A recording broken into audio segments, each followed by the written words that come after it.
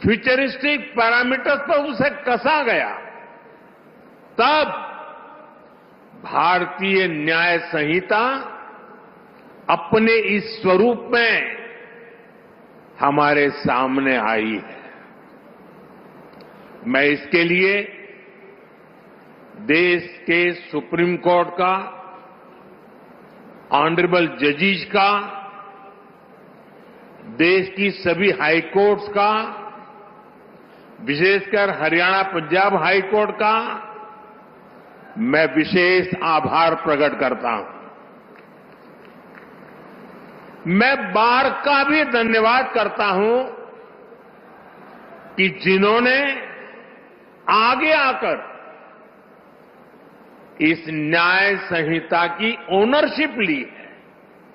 बार के सभी साथी बहुत बहुत अभिनंदन के अधिकारी हैं। मुझे भरोसा है सबके सहयोग से बनी भारत की ये न्याय संहिता भारत की न्याय यात्रा में मील का पत्थर साबित होगी। साथियों, हमारे देश ने 1947 में आजादी हासिल की थी। आप कल्पना करिए, सदियों की गुलामी के बाद जब हमारा देश आजाद हुआ, पीढ़ियों के इंतजार के बाद, लक्षावधि लोगों के बलिदानों के बाद जब आजादी की सुबह आई, तब कैसे कैसे सपने थे, देश में कितना उत्साह था। देशवासियों ने भी सोचा था अंग्रेज गए हैं तो अंग्रेजी कानूनों से भी मुक्ति मिलेगी। अंग्रेजों के अत्याचार का, उनके शोषण का जरिया ये कानून ही तो थे। ये कानून बनाए भी तब गए थे जब अंग्रेजी सत्ता भारत पर अपना शिकंजा बनाए रखने के लिए कुछ भी करने को तैयार थी। 1857 में, और मेरे नौजवान साथियों को मैं कहूंगा याद रखिए, 1857 में देश का पहला बड़ा स्वाधीनता संग्राम लड़ा गया।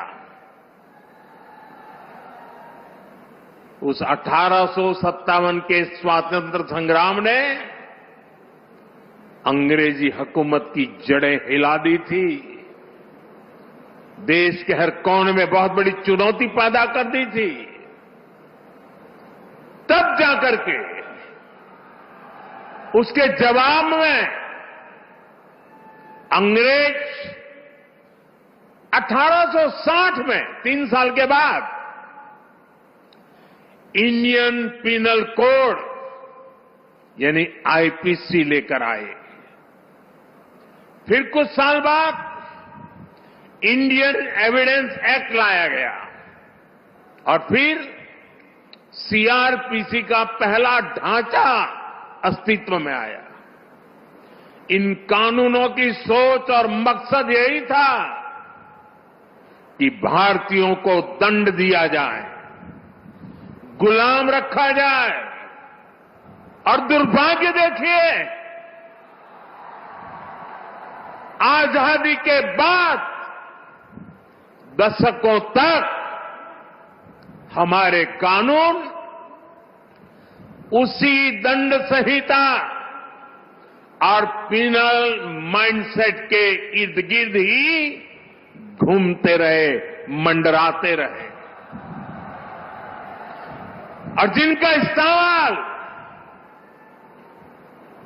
नागरिकों को गुलाम मानकर होता था।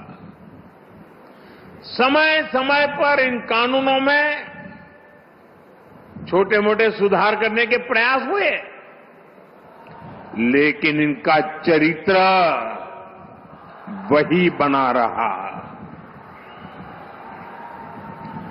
आजाद देश में गुलामों के लिए बने कानूनों को क्यों ढोया जाए,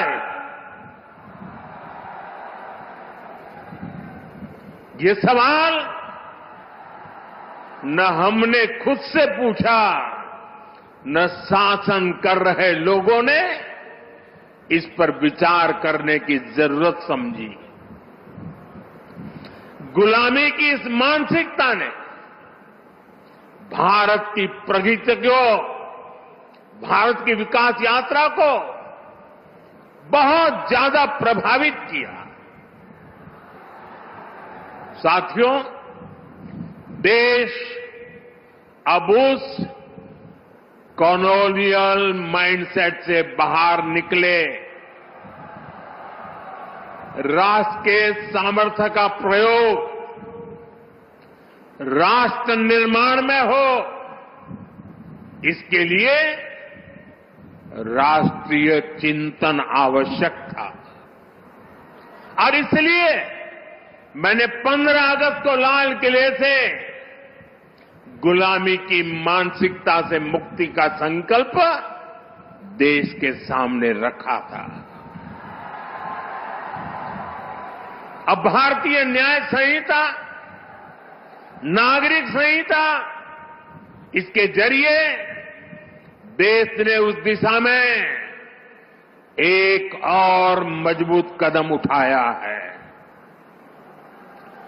हमारी न्याय संहिता of the people, by the people, for the people की उस भावना को सशक्त कर रही है जो लोकतंत्र का आधार होती है।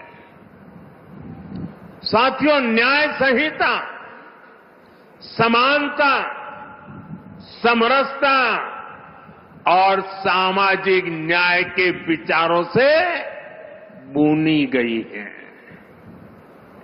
हम हमेशा से सुनते आए हैं कि कानून की नजर में सब बराबर होते हैं, लेकिन व्यवहारिक सच्चाई कुछ और ही दिखाई देती है। गरीब, कमजोर व्यक्ति कानून के नाम से डरता था। जहां तक संभव होता था वो कोर्ट, कचहरी और थाने में कदम रखने से डरता था। अब भारतीय न्याय संहिता समाज के इस मनोविज्ञान